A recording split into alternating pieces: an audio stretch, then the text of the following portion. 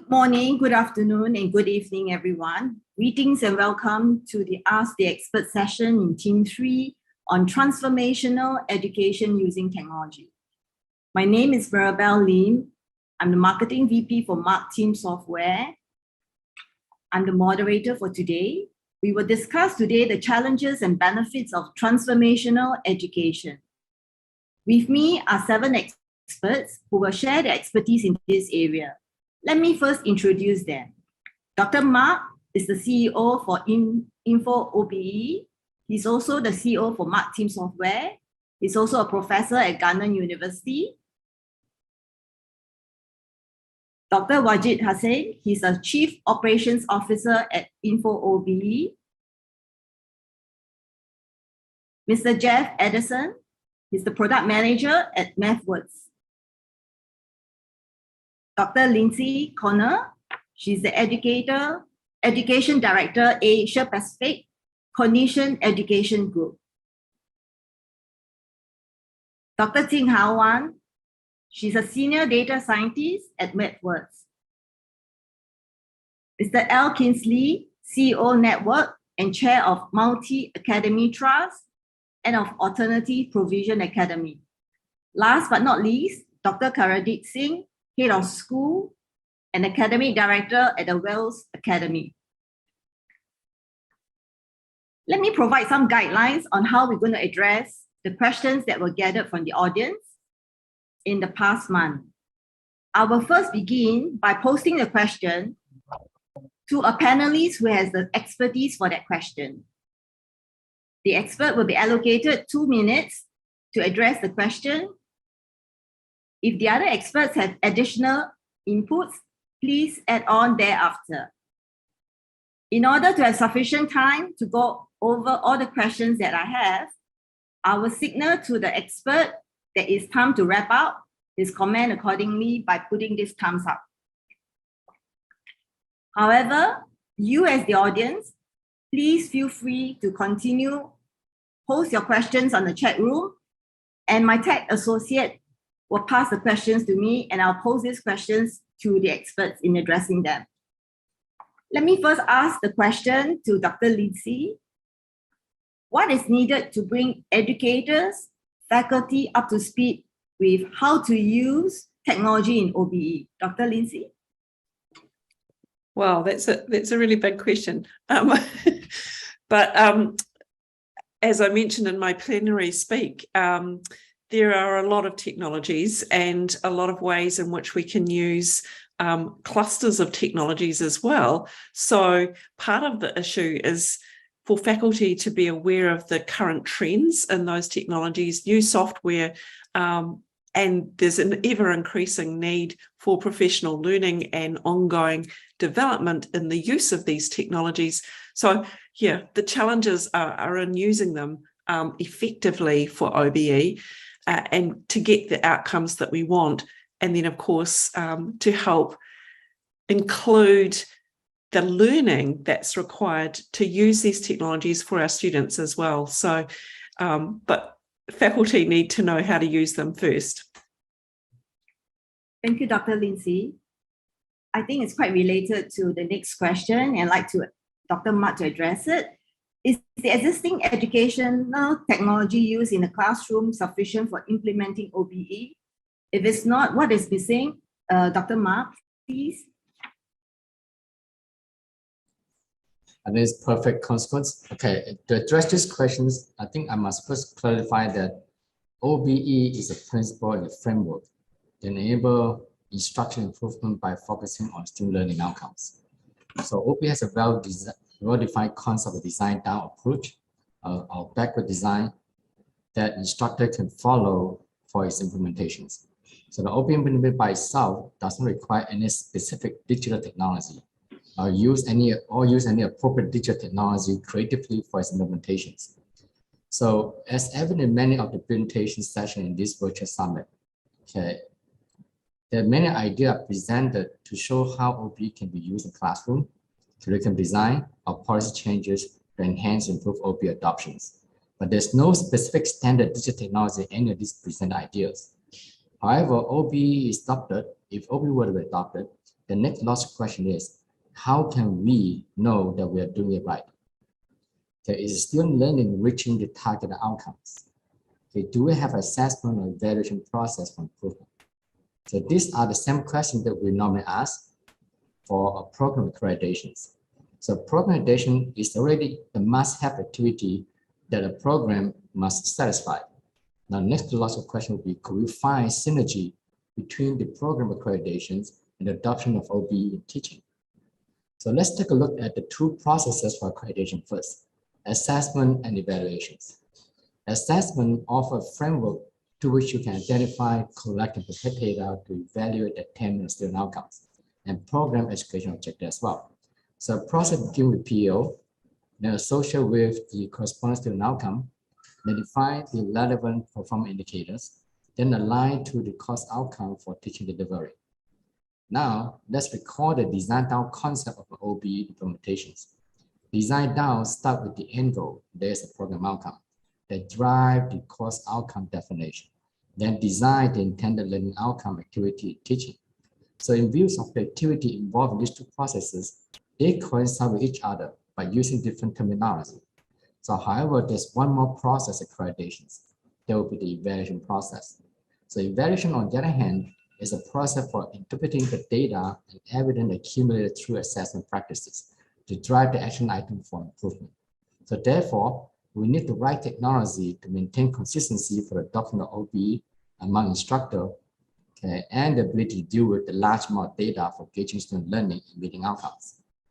So now if we look at what we currently have, okay, the assistant classroom technology, so-called the LMS, is the dominating technology that facilitates instruction in the physical classroom or virtual environment, okay, by easing the teaching delivery, assignment submission, classroom interactions, and grading.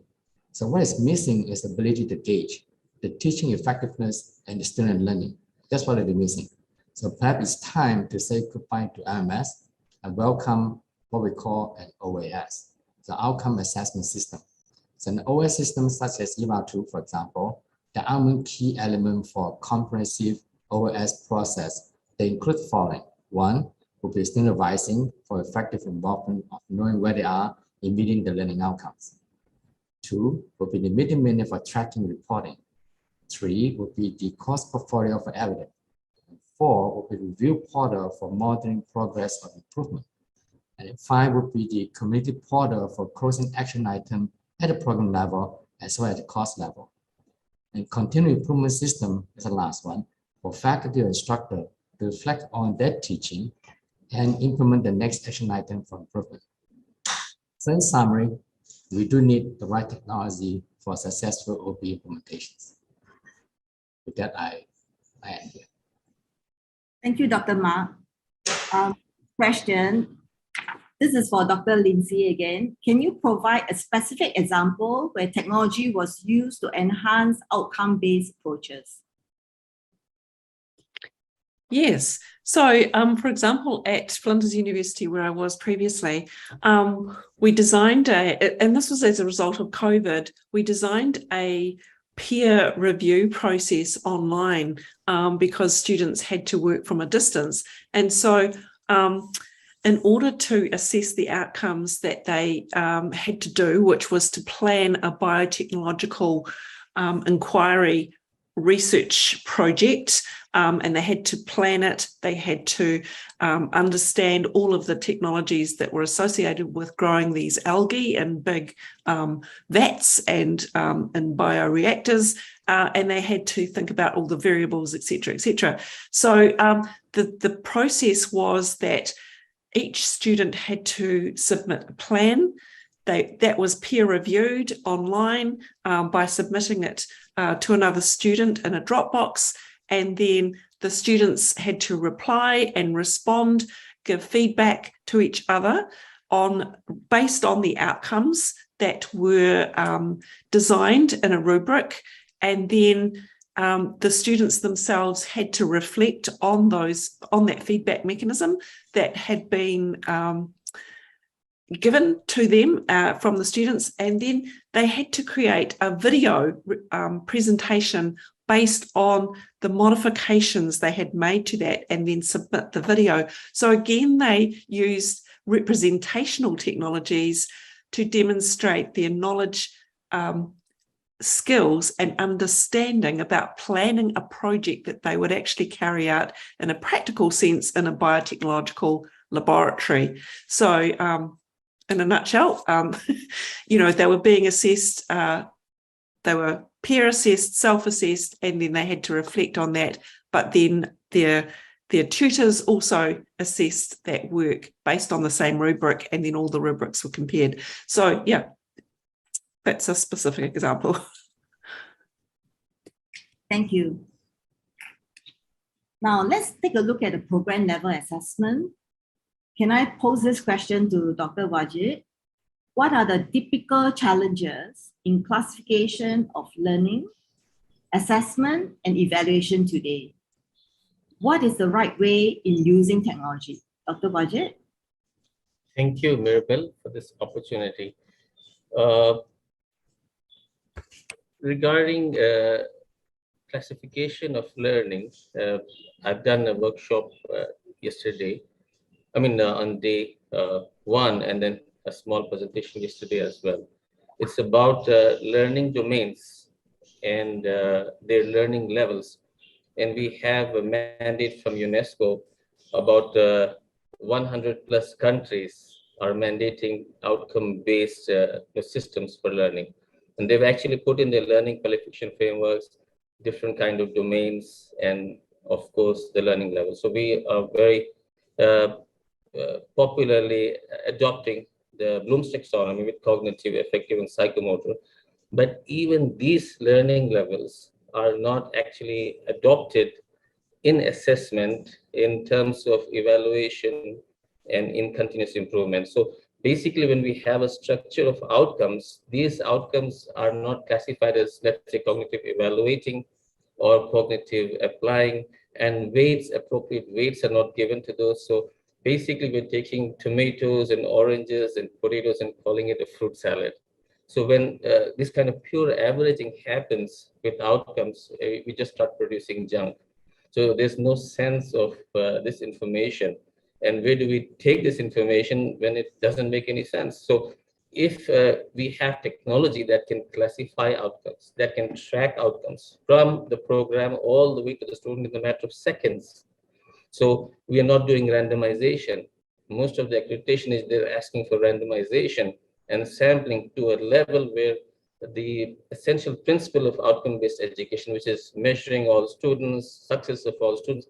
How could you have success for all students when you're not even having the data for all students? So performance vectors and embedded assessments, these are critical. Classification outcomes are critical.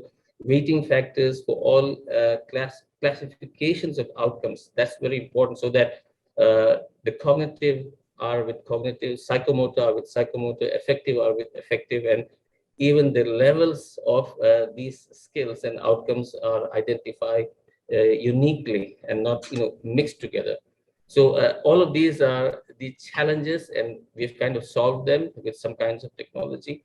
And I've just highlighted those as something that we should look into in the selection of the right kind of technology to solve these problems, to track outcomes, to improve as such.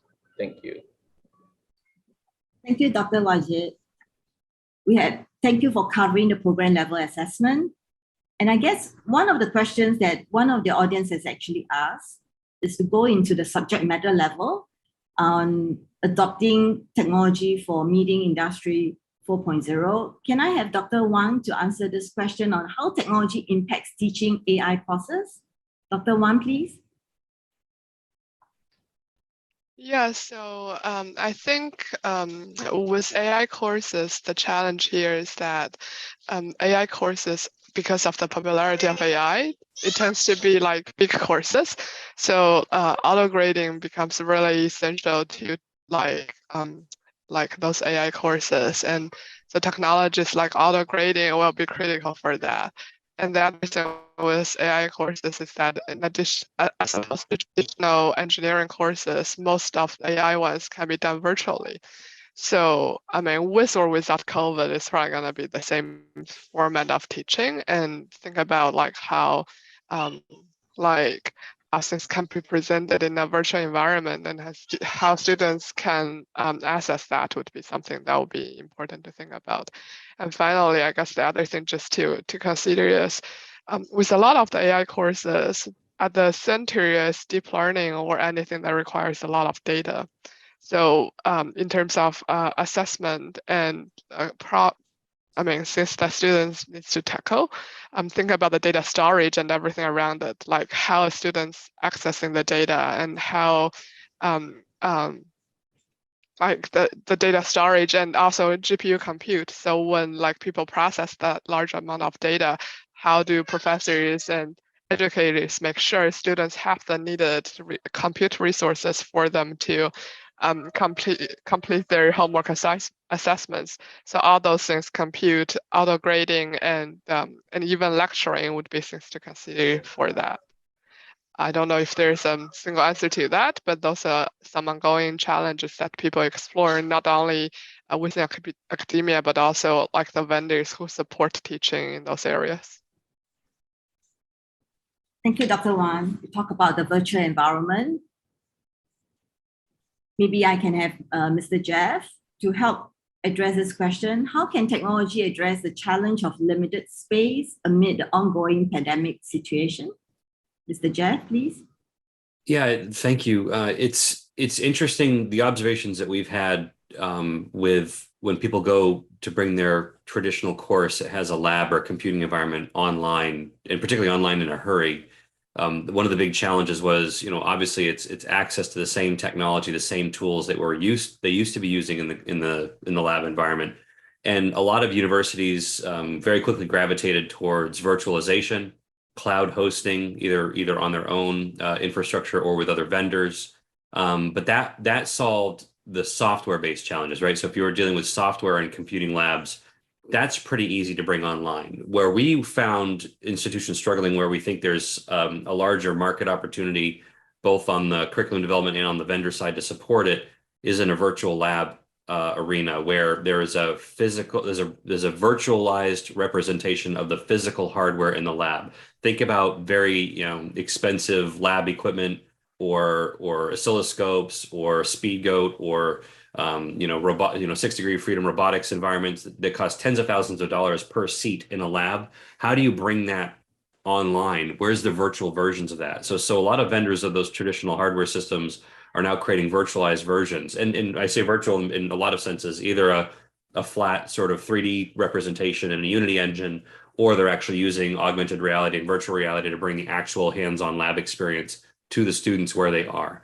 And so I think those sorts of innovations, the virtualization of the software in the cloud and the actual virtualization of the physical realm has been very interesting for us to see.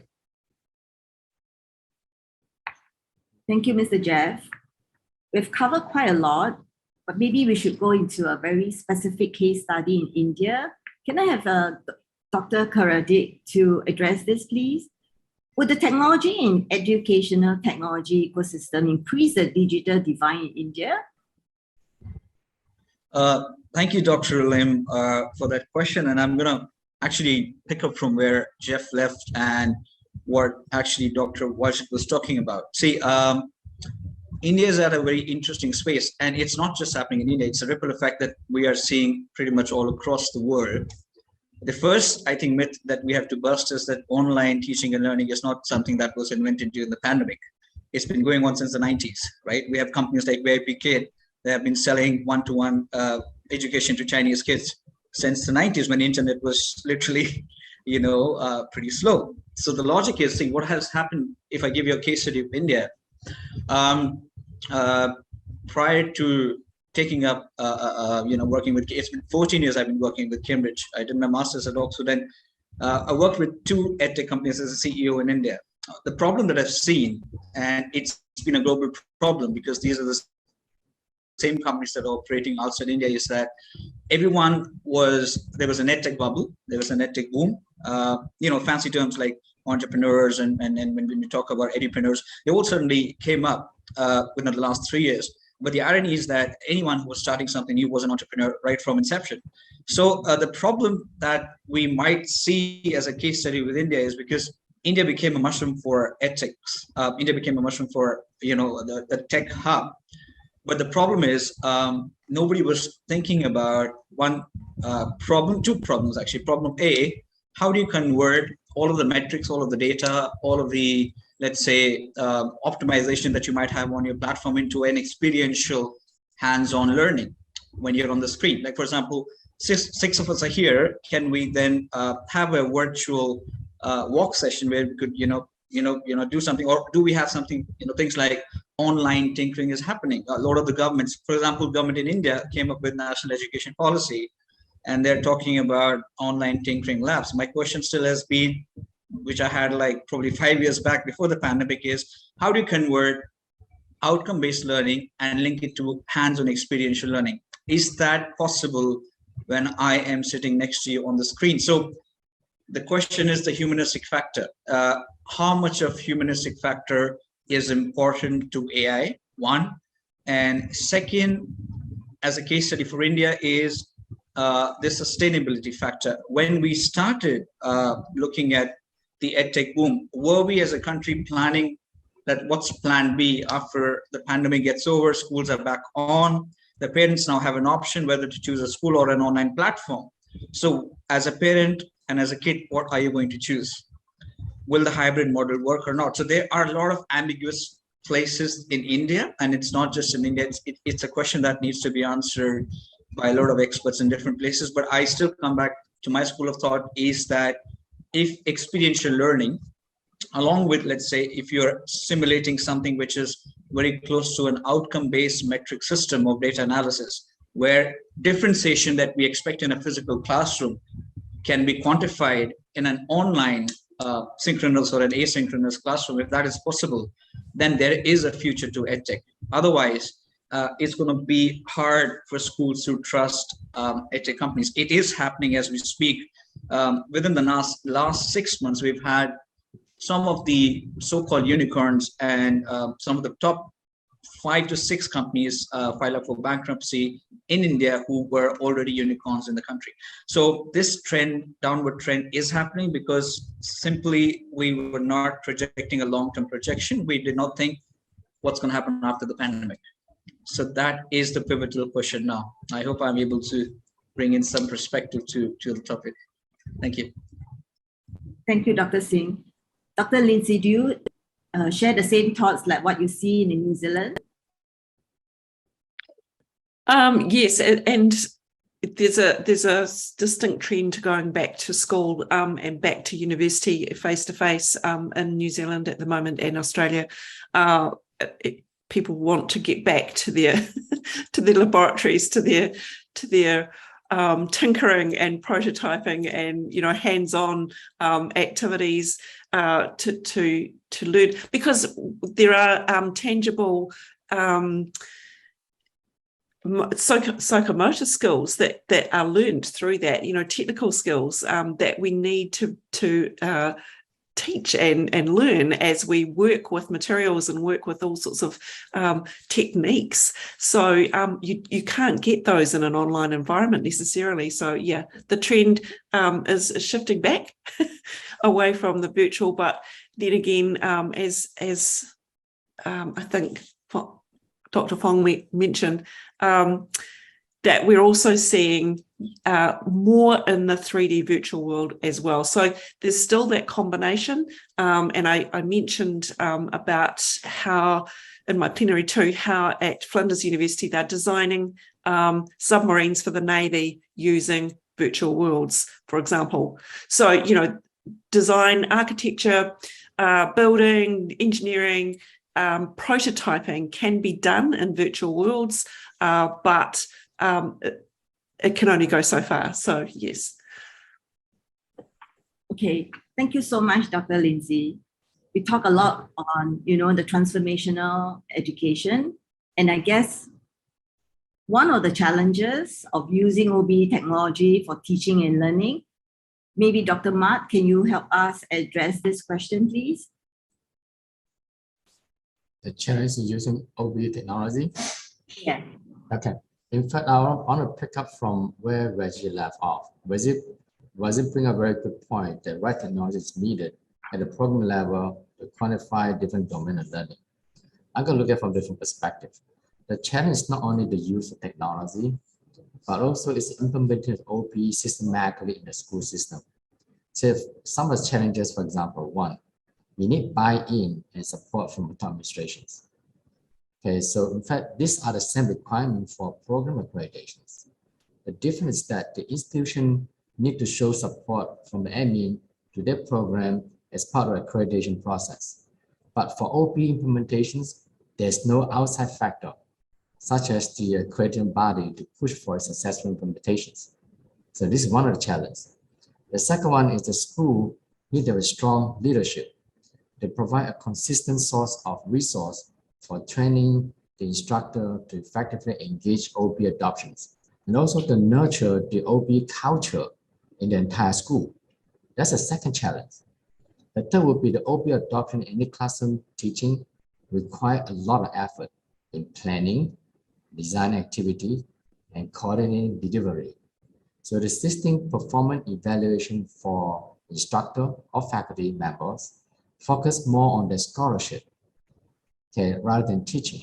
So we need to rethink how to factor in the effort of faculty who engage OBE to provide incentive. So those are three challenges I see at the much higher level when it comes to the challenge of implementing an OBE technology. So once we solve all these points that we just mentioned, then such as the buy-in from administrations and provide the necessary resources and support services, when all these things are in place, then we could reduce the technology implementing challenges to the minimum. Thank you. Thank you, Dr. Mark. So Dr. Mark shared about the OBE technology of teaching and learning. One of the audience actually posed a question on what is the most difficult part of continuous quality improvement for institutions and how can technology help? Can I pose this question to Dr. Wajid, please? Yeah, continuous quality improvement is a governmental requirement, accreditation requirement, and in higher education, outcomes are the standards. If you look at total quality management, you need standards, you need quality management, quality assurance, quality control. You need the PDCA, Deming Short Cycle. It's actually production related concept, but it's very much into every aspect of the world now. When you talk about Kaizen, Toyota, so it's everywhere. So we need quality management, total quality management, all the concepts of total quality management for OBE implementation. So we need, as Deming pointed out, we need processes within businesses and need to check whether there are variations so that there are no defects in the products. The same way you need processes all over the education process, the system at all levels, at all phases. You need to regulate the inputs, watch the outputs. You need to confirm that the outputs are according to standards. But how are you going to do that manually? Everybody's doing this manually, unfortunately. So you need the right kind of technology that can monitor these results of outcomes assessments for every student, not just sampling, every student. With performance vectors, you can capture 1 million students on the campus. And you can capture every student in an undergraduate program could have 400 to 500 skills. So you could capture every skill in every course module. You could use that for advising, and you could basically take results from outcomes assessment evaluation. If there are failures, identify the failures, do root cause analysis, quantitative and qualitative. We have written papers on those, and then get to the problem. Once you get to the problem, you can isolate that and send it out to a department, a committee, a group, or an individual who knows how to solve that problem. You can timestamp it. Is it urgent? Is it medium priority? Is it 2 weeks? Is it 1 year? You could have an electronic ID for that. And actually, we're doing it. And so it's called a continuous improvement management system. So with 1 million documents on the cloud, with the zap, within seconds, you can open a meeting minute, you can track an action item, by an outcome. Let's say the outcome communication was failing and what was the cause for that and why. So grab that and go into the curriculum committee, find out who was assigned, when was it, is it closed or it's open? Everything is digitally stamped. So this kind of beautiful technology exists, and my video has already thousands of views for that video. It's called CIMS. So continuous improvement management is very required. Otherwise, what do you do with the data? Once you have, let's say, medical information, what do you do with that? How do you process that? So you need some kind of maybe AI, maybe some other kind of tools to pick out all of this and use it properly. So continuous improvement management cannot happen without the right technology. Thank you, Dr. Wajid. Having looked at the institution side, can we also pose the other questions from the learners, students angle? How can learners use technology to demonstrate to themselves that they are maximizing their education and getting a good value for their tuition?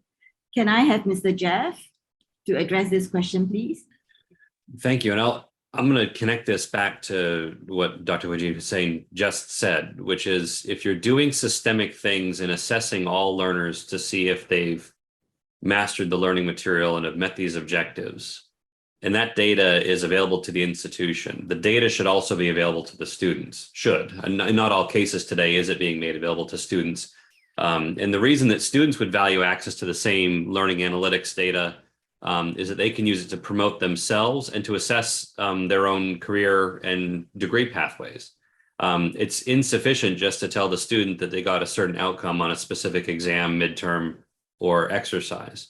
If they knew definitively that they were mastering the learning objectives at the agreed upon pace for their curriculum, not just in one course, but in all their courses, they can make informed decision-making about what courses to choose next in their degree pathway. If they can show that they're more successful in certain types of courses than others or certain academic concepts, and they can align that with their other interests in terms of where their passions want to take them, they can start to craft their learning pathways based on their results of what they have been doing. And also, students, particularly in the United States, but I think in other countries as well, particularly if they're paying tuition dollars, vote with their feet when it comes to the quality of instruction, particularly for degree programs that are seen as highly commoditized. If the same degree program or the same subject matter is taught at multiple universities and the student just really isn't getting it, they're just not really mastering the content. If they had data to show how they're doing relative to their peers, or if they had data to show how their peers at one university were compared to another, they might actually take their tuition dollars elsewhere. And last and certainly not least, if I was a learner at a university and I was doing a really great job in a very highly selective, highly competitive academic program, and I had verifiable data for my assessments that mapped to specific skills, I would want to advertise that in my portfolio, on my profiles, in my CV, and use actual verifiable data. Don't just self-assess and self-report on your CV that you have a skill, prove it. And so if you unlock the data that you have at your university for your learners to help them advertise what they learned at their university with verifiable data, as a potential employer at a company that hires PhDs in science and engineering every day, verifiable data on their performance and what they do and do not know goes a long way. And so I think unlocking all of this great assessment data can help those students really advocate for themselves. Thank you, Mr. Jeff. Dr. Mark, in your opinion, what are the benefits of a successful OBE technology adoption? If I'd like to pick up where Jeff just left off, because it's prepared one thing very nicely would be how a student showcase of the attainment of the outcome instead of just self-assess. Now, I pointed out earlier that the OBE adoption by design doesn't require necessary technology, but we need technology to help gauge the success and the consistency, the keyword consistency of OBE implementations. Much the exact same reason for technology necessary for accreditations. Now, the clear benefit of successful OBE technology, the keyword successful, one would be the maintained consistency in OBE implementation. One. Second is enable processes for continued improvement. And then three is give a clear indicators for the program to track, monitor, and manage the OBE adoption in the curriculum. And then fourth would be the faculty instructor can focus more on the teaching rather than on the data collection and spend time on data compilations. And then we also look into formally submitted data for instructor improvement. And last would be what just pointed out. We'll be able to gauge student learning outcome and give this information back to students. Now, for longer term, we are educating the next generation of human, not just the workforce. So eventually, could OB technology lead to empowering learners? So this is ultimate goal, but can we? Okay, the new generation is born to a large extent digitally. We all know that. Okay, the new generation of student is more inclined to use technology as a second nature. So we are moving into the industrial 4.0 era and the fast adoption of 5G technology. So in addition, we'll see a whole new array of products and companies surface in the next few years. Okay, we are also at the beginning of the metaverse development. So metaverse is basically a virtual reality space in which the user can interact with a computer-generated environment and each other. So our virtual summit will likely be in the metaverse environment in the near future. Okay, but how soon we do not know. But major corporations around the world are working on the development and deployment of the metaverse. So whether we like or not like technology, it's not even a question that we should address. Okay, instead, we should really look into how to adopt and adapt the right technology in teaching to gauge the next generation in the right directions. That's what we should do. So if we have the data, to monitor its progress, so which also implies we must have the right tool set in place to collect all this data, to analyze data accordingly. Then we have a better chance to improve it. So hence the benefit of the right technology will enable us to look forward. Thank you. Thank you, Dr. Ma. The audience has one question that is posed for Dr. Wajid. I think it was probably from your earlier presentation. What does it take to implement academic advising using technology? Dr. Wajid? Yeah, thank you very much. Actually, it's connected with what I was telling you before. There are two problems, major problems when you're collecting data for students. Number one is the data accurate? Number two is how you're going to collect, store, and access the data. So the number one problem which we have seen with our vast experience, looking at tons of schools and international travel and all these things, what we've seen is the process of collecting data may not be accurate. The alignment, the teacher could actually be targeting something and measuring something else. That's the biggest problem. The outcome is not written correctly. They don't write it like attorneys. When you write an outcome, you have to write it like an attorney. You need to have a subject component. You need to have an object. You need to have the right verb. You need to have compound outcomes. You need to have the whole system. So when you don't have that, then you don't write it properly, even the assessment. And the rubrics that we've looked at, unfortunately, even when we look at big accreditation organizations, and the rubric is almost baby rubrics. They're not appropriate for that level of education. They do not capture the right kind of information. So when you have that, that's the biggest problem to start with. When you don't have the right process, the right model, and the accurate approach, you're collecting junk. As I told you, when you don't even have classification of outcomes, you don't know how you're progressing. There's no progression. I've seen schools pay bunch of money to other schools to get the syllabi. Everything is analyzed. So that's number one problem. Then number two problem is collecting, storing, accessing the data. So if you fix that, there's a whole workshop we can do for 6-7 hours. When we stand up, we talk a lot to explain these things to faculty. The second thing is that you can use faculty course assessment report. That's John Estell's model. It actually came from some of the previous commissioners of ABIT who developed some performance vectors for experimental work, for lab work. So with performance vector technology, you can capture information for every student in every literal assessment. So wherever you do any assessment, it's captured, and you can put it into a database and extract it accordingly with arrays, and then use it in whatever way you want. So when we do advising, we have data at the program level for students. Then we go down to the course level. From the course level, we go down into the activity. And then from the activity, we go down into the comments, what the faculty put for those failures. So we can do all that in a matter of seconds, 30 seconds. We can go there. And I'll tell you a magical thing. We can see a red result and a green line in there. For example, critical thinking. At all levels, we see that particular student is really good in critical thinking.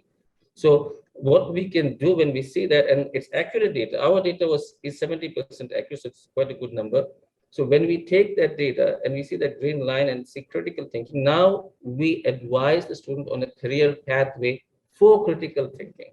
He's an expert. That's actually God-given for survival for every species. God gives that. So when that's there in that individual and we identified it because we have some accuracy, we can shift that particular student to a successful career path so that they don't make mistakes, because people tumble a lot in their career and they finally either they make it to what's actually for them. And that's where you find people changing a lot. That's why there's a lot of stress and transfer skills. So now when you are hitting right on the spot, then they're successful. They'll just keep developing from there. That's all. I don't want to add too much here. Thank you. Thank you, Dr. Wajid. Dr. Wan, do you share the same feedback on what Dr. Wajid say in terms of the challenges in implementing new technology for AI? Dr. Wan?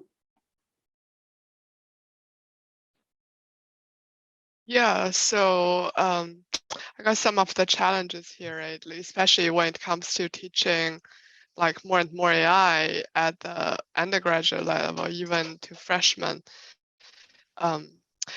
I think for the most part, it's the computer science departments who teach the AI courses, and then like those get.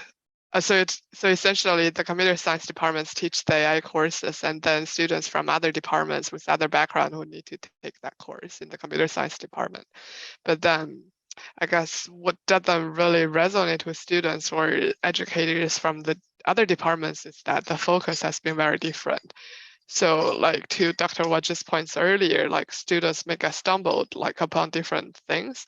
And like when computer scientists teach AI or teach machine learning, they focus really on the theoretical, on the mathematics behind all the AI things. But for engineers and for scientists, people probably care more about like how AI are being used for their domain areas. So those are some of the challenges that we observe. And I guess one potential problem, or I mean, the thing that needs to be addressed is to teach AI in the context of their domain area.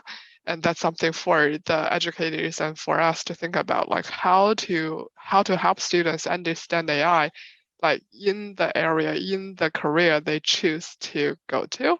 And I mean, this is something that we call AI plus X at Mathworks. So we really want students to be able to connect the dots. And when educators design those courses, I think that's something to be important to keep in mind, even in intro to programming, or I don't know, like, I mean, I'm just making something up, like in the civil engineering department, like what are the like foundation courses they need to expose students to in the freshman year? Like there's probably intro to programming, but there's probably something to intro to civil engineering. I would love to have like AI, the new math in the modern world, to be incorporated in that, to just have students see some flavor of how AI is being used in those courses. Yeah, so that's just my take on that. Thank you. Thank you, Dr. Wan. Dr. Singh, you mentioned a specific example for India just now. On blended learning, what's your opinion on educational institutes? Are they empowered and educated to optimize this way of learning? Right. Thank you, Ms. Lim, for that. That's a good question. Actually, I'm going to answer that question with certain replies that I've been listening to, and I've been sort of assimilating certain amount of information. I'm going to start with what Dr. Fong was talking about. See, what happens is when we talk about blended learning and when we talk about empowering educators, we have to understand that the dynamics of how education actually works in the complete world is absolutely different. It's very unique in different parts of the country, different parts of the world rather. For example, all of the countries where the public education system has failed and the private education system is working to control, the dynamics are absolutely different. To give you a very simple example, why did all of these schools have to buy edtech products during the pandemic? Because that's the only way the parent would pay the fee in a private school. And why did all of the teachers have to upscale themselves to learn technological tools? Because that's the only way they can keep their jobs. So what we need to understand is that is there a possibility that a good teacher can be replaced by technology, or option B, is there a possibility that a good teacher can be empowered by technology? We have to first answer that question. So the first thing that we need to understand is sensitizing ourselves to the country that we're catering to. I'll give you a very practical example. A lot of companies approach us, we're probably from UK, and they want to start their markets in educational technology in India. Let's take an example. But do you understand that India is a country also, and not just India? If you look at the education system of Pakistan, highly privatized. You look at the education system of UAE, extremely privatized. So wherever private education has been doing well for the last 40 to 50 to 60 years, we need to understand people who are, let's say, selling technology, or people who are inventing technology. We need to put ourselves into the shoes of the people that we are trying to, let's say, collaborate with. That's very important. And also what Dr. Wajid talked about is that when it comes to curriculum delivery, right, it's very important that unless and until you're not able to empower the educator to be at the right level of pedagogical delivery as an institute, no matter how much technology I might push to that particular ex-teacher, it's just going to hit the wall, because that person is not optimized to actually use that technology. And that is what has exactly been happening for the last 4 years, or maybe 3 years or 2 years now. And 90% of the edtech companies would cut costs to hire educationists who are just college graduates writing probably programs for companies like White Hat Junior, but they're not qualified to do that. So the quality control has been a big problem in developing countries, because we have been cutting costs. That's something that the colonial empire taught us, right? The point is very simple. Collaboration is the key. And please remember one important point. When we're talking about such important things, we have to understand that, is this all tangibly possible in the next 7 years? Let's say there's a child who's 5 years old now, probably will be 15 in the next 10 years. Does that child have a planet to stay, to run this technology? That's why I've been harping for the last 5 years, and now I work as an ambassador for the United Nations on the Sustainable Development Goals, because I know that as an educationist or a technology enthusiast or a person who works in edtech, is there even a future for the child on this planet, or is there a planet existing as a future for the child? So we might be talking wonderful things, but are we able to also bring in sustainable awareness-based programs into AI, which are going to empower not just teachers, but also students to be ready to face the world that they're about to face, because we destroyed the planet in the last 40 years. So we can talk about amazing things, yes, but what kind of world are we going to leave them with? We might leave them with amazing technology, but where are they going to use that? That's my question. So you have to empower teachers, Ms. Lim. Teachers have to be empowered, and we have to really understand and put ourselves in the shoes of the different educators in countries, and how the dynamics of different public sectors and private sectors work in across the world before we pitch a product to a company. Thank you, Dr. Singh. Mr. Jeff, Dr. Singh mentioned a little bit of, the country's differences, the institutional aspects, and from a developed to a developing countries aspect. What about your thoughts on what technologies do we allow education to assist instruction courses with large audience like the STEM? Yeah, it's interesting to hear a lot of these different trends we're hearing from the folks on the panel and at this conference about scaling and bringing the same instruction at the same quality to larger and larger number of users. We saw this a decade ago with the rise of MOOCs and massive online courses. And a lot of the techniques and technologies used there were insufficient, I believe, at first to scale the technology, because you could observe issues related to the quality, the mastery of the instruction. And I think the missing pieces when you're thinking about, say you're teaching an introductory engineering science course, it's going to be used in 20 different degree programs at university, and your class size is between 400 to 800 students. And that's a traditional class, let alone being online. Your issues there are around the consistency of instruction. You have a swarm of, if you're lucky, of teaching assistants and graders. How do you ensure a unique, a uniform application of grading rubrics? So we talked a bit about auto grading. So auto grading is an obvious tool for implementing at scale consistency and grading rubrics, regardless of the discipline. And there's auto grading for written works as much as there's, for creative writing, even as much as there's auto grading for programming assignments and things that can be, that are more on the creative side of things.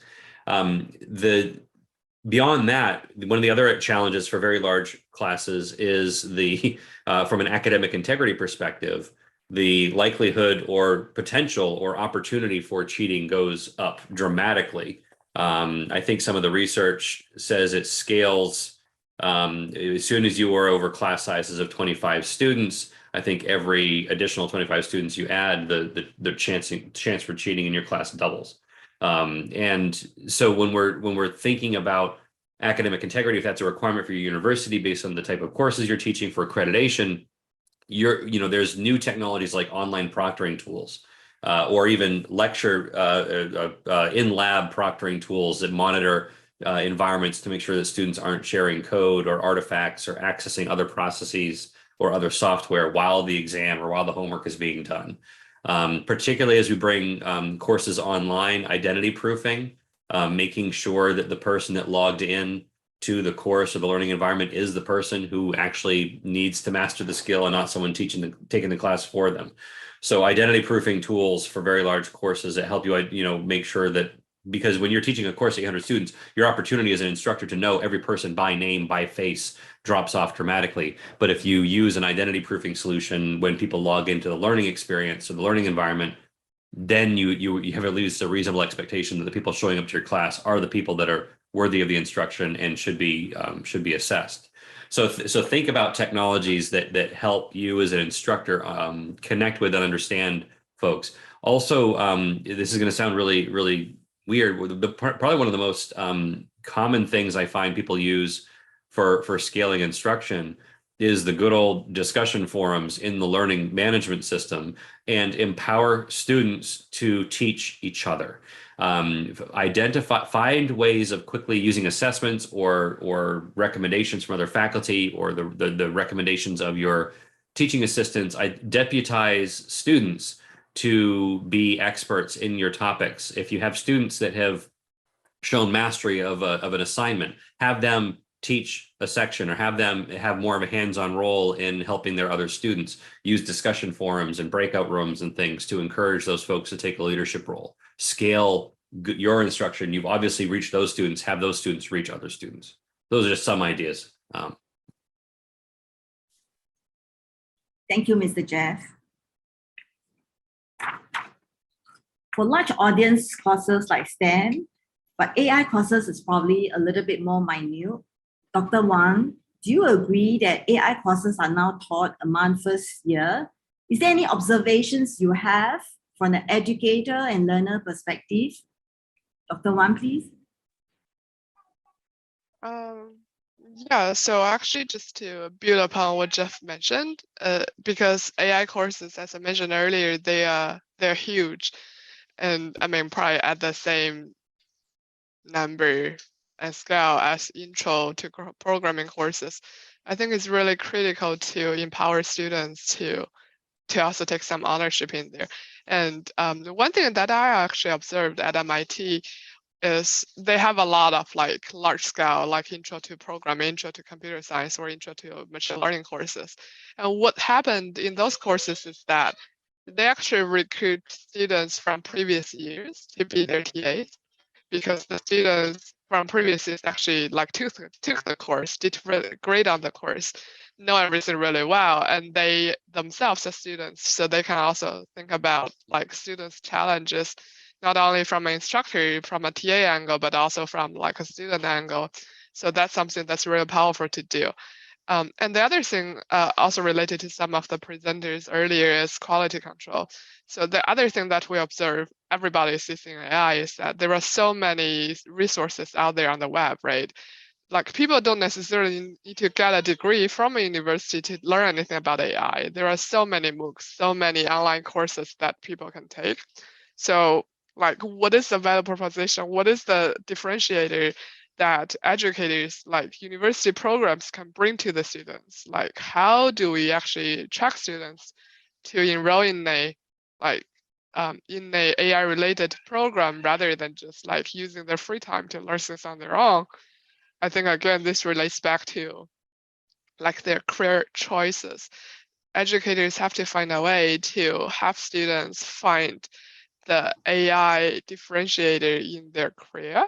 So project-based learning, like capstone projects and anything that they can help students connect the dots, like have them appreciate how industry, how railroad actually really use AI for applications. I think that's something critical for people to consider, really like bring the railroad practical things into the curriculum is something that's really important. Thank you, Dr. Wan.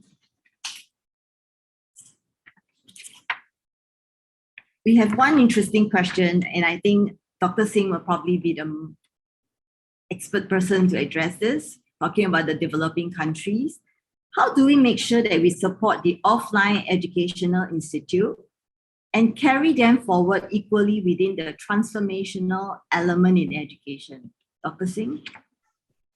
Thank you for that question, Ms. Lim. So if we talk about the developing part of our world, it is absolutely imperative, rather it's high time that the governments of the most of the countries who are now realizing the importance of,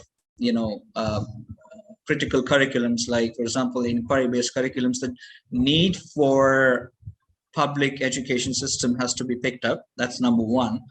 The teach training platforms available in a lot of the developing countries has to be upscaled no matter what. For example, you cannot have a teacher just be good at, let's say, math. Let's say you're a math teacher. You also have to be trained as into technology. You also have to be trained into understanding social media marketing, for that matter. You also have to be trained. I'm talking about offline teaching. You got to be a 360-degree teacher. You got to also be a mentor, because when we talk about counseling the kid, who is the one who's spending the most time with the kid? It's the teacher. So the person who's actually going to be able to be, who's going to be pivotal in making that child choose the right career with a blend of technology and offline learning is going to be the educator. So it is imperative that the governments of developing countries, if they're coming up with policies, they have to genuinely implement. One of the biggest problems that we have faced in most of the developing countries is that theoretically we've been trying really hard to work on policies, and we've been trying to upscale the infrastructure. But what happens is, I'm going to go back to my first point, is that when there is strong privatization, as Dr. Wajid rightly said, you might be running an excellent IB curriculum, but because of lack of quality in your organization, because you're private, you might be running it worse than a government school. So the problem is there has to be responsibility taken up by the governments of developing countries to realize that for the students of today, who are the leaders of tomorrow, we have to understand that these are the leaders of tomorrow. We are all indispensable, perishable items. So we cannot expect, especially in developing countries, and I have no qualms in saying that countries which are plagued with corruption, you just can't carry the money back with you wherever you're going, So there is an opportunity, a really, really good opportunity, because we're coming to a point where there's amazing synergy between technology the usage of technology with education. I think if the government would support the right kind of companies that are coming up in developing countries, that government support in the right way is the way that the offline schools can be empowered. If the offline schools are completely disconnected from the government policies or implementations, then it's just like the Wild West. You can run anything you want and there is not any quality control. So fragmentation has to stop. You got to bring in uniformity. And yes, I want to end the point by answering the question to that person is that people who are genuinely good in technology and who are teachers, please empower them, upscale them, give them the opportunity to balance technology teaching along with pedagogical teaching. Pedagogical teaching alone is not going to work anymore. We all know that when we talk about blended learning, this is not something that's going to go away. And this is not something that we want should go away. But governments are the pivotal catalyst now to bring in that balance that's always been, missing. Because you talk about the digital divide. There are kids in India. We're talking about amazing technology, and I can tell you, 45% of Indian kids have not yet touched edtech tools because they are sitting on 2G towers. And out of that, 22% of the kids are sitting in black zones where they don't have a single bar on their mobile phone. So when we talk about these kind of things, we've got to look at the whole picture. That's all I want to say. Thank you. Thank you, Dr. Singh. In view of the time, I'm going to take the last question. And can I have Dr. Mark to address this before we wrap up the session? Is there any tips that you can share about evaluating the right education technology solutions for the audience, please? Dr. Mark? I think I'll pick up with Dr. Singh left off. She put a very nice point that the technology, the usage, still depends on the environment. So if the environment itself cannot support 2G, 3G, then any higher advanced technology wouldn't make sense. So the governmental and the university, they need to sit down and figure out what the ultimate goal the country need to head toward to. We are at the beginning of the 4.0 industrial revolution. Whether you like it or not, okay, we are all in it. So now the question is, how will the country as a whole decide where they want to take part in this part of the process? Once they figure out where it's supposed to be, then they figure out policy and a process to involve all the university, as well as the industrial member, to figure out what they needed in the workplace environment, what the skills that they needed. Once they figure out those, the natural next step will figure out what the right technology to do so. We're talking about a mass amount of data. Our existing IMS will not do the job. We need something different. We need something not only be able to teach, allow the teaching take place, we also want to have something allowed to gauge whether the teaching really taking place, whether the student learning outcome meeting the target. So we need additional features on top of our system learning management system. I hope that's our thing too. Okay, so I end with that, and I'd like to welcome anybody to give the 2 cents. Anyone? Yeah, I'm just going to make a last point here. First of all, thanks for I thank all the people who are listening to this, and I think it's just 2 words. Let's move from the sea of competition to the sea of collaboration. That's the only way forward. As Dr. Fong rightly said, the one thing that pandemic has actually taught us is that we can actually work together. You could be in any time zone and you could work together. You got to use this one learning from the pandemic and you got to take it forward. So, actions have to speak. So let's practice what we preach, and collaboration is the only way, not only for technology to move into education, for also for the kids to actually have a future where they can actually take the world into the next step. Thanks again, everyone, for giving me this opportunity to talk to all of you and to the audience. Thank you. Can I add just one thing, Lim, if you allow me, or maybe the other people, someone has to say something.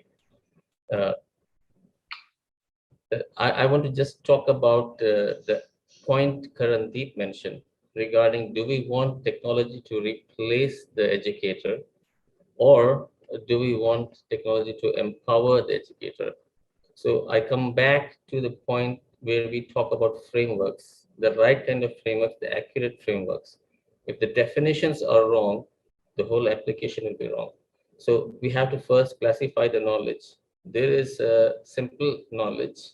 There's knowledge that is learned through experiential learning, and there's complex knowledge. We have to realize these differences. And so when we talk about very complex knowledge and complex practices, you cannot replace the instructor with technology. But there are areas where we can, and the areas where we absolutely cannot. That's why you have the gurus. That's why you have the prophets. Because there are areas where you cannot. There's a neurosurgeon. My relative is a neurosurgeon, operating hours and hours, standing, burning neurocells. So you just can't teach these things completely with the machine or with AI.